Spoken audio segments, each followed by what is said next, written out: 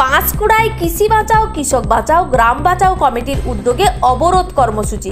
শুক্রবার বিকেল 4টা নাগাদ পাঁশকুড়ার জয়কৃষ্ণপুর সদরঘাট ব্রিজের কাছে NH6 অবরোধ করে বিক্ষোভ দেখানো হলো কৃষি বাঁচাও কৃষক বাঁচাও গ্রাম বাঁচাও কমিটির উদ্যোগে। পাঁশকুড়া ব্লকের গোবিন্দনগর অঞ্চলের জয়কৃষ্ণপুর থেকে রাতুলিয়া পর্যন্ত রাস্তার দুপাশে নিকাশি খাল, সেচ নালা ও নয়াঞ্জলি সংস্কারের দাবিতে এই অবরোধ কর্মসূচি বলে কমিটি সূত্রে জানা যায়। এদিন প্রায় 1 ঘন্টা ধরে এই অবরোধ কর্মসূচি চলে।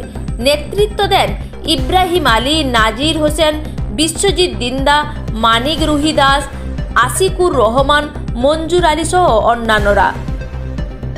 গোবিন্দনগর গ্রাম পঞ্চায়েতের 30টি গ্রামের গ্রাম বাঁচাও কৃষি বাঁচাও কমিটির উদ্যোগে দীর্ঘ 2 বছর ধরে 1000 একর জমিতে কৃষকরা চাষ করতে পারছে না।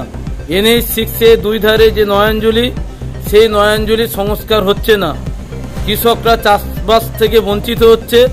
আজকে কৃষি বাঁচাও কৃষক বাঁচাও গ্রাম বাঁচাও কমিটির উদ্যোগে বারে ভিডিও এবং পাঁশকুড়া থানা জানা সত্ত্বেও তারা কোনো উদ্যোগ গ্রহণ করেনি। তাই আজকে বাধ্য হয়ে অবরোধে গ্রামবাসীরা সামিল হয়েছিল। আমরা 5 দিন সময় দিয়েছি। পাঁশকুড়া ভিডিও এবং পাঁশকুড়া থানা যদি সদর্থক ভূমিকা নেয় তবে আমরা আন্দোলন থেকে বিরত থাকব, না হলে বৃহত্তর আন্দোলনে যাব।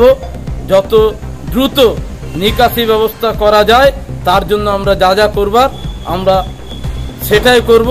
গ্রাম বাঁচাও কৃষি বাঁচাও কমিটির পক্ষ থেকে এটাই আমাদের বলা।